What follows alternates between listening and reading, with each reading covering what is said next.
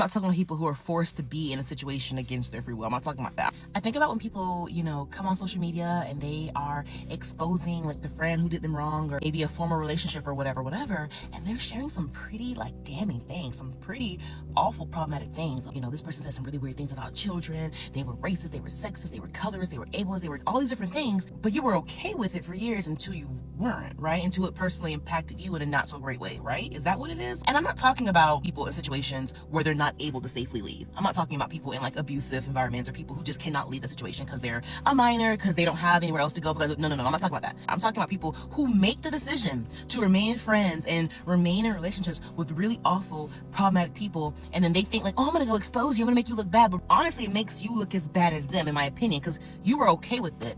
You were fine with it. You were fine with their weirdness, their pedophilia, how they put their hands on people, how they had these really awful worldviews about groups of people. Now you're trying to look like, oh, but I made the decision to cut them off. Yeah, after years and years and years of being cool with it, after months and months and months of being cool with it.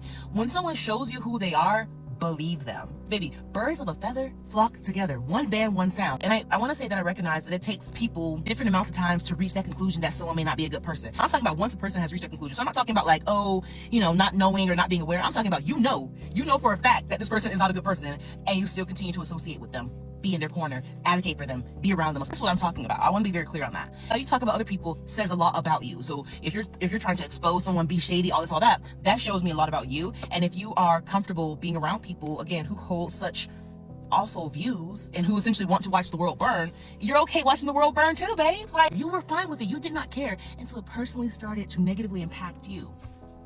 And that says a lot about you. It really does.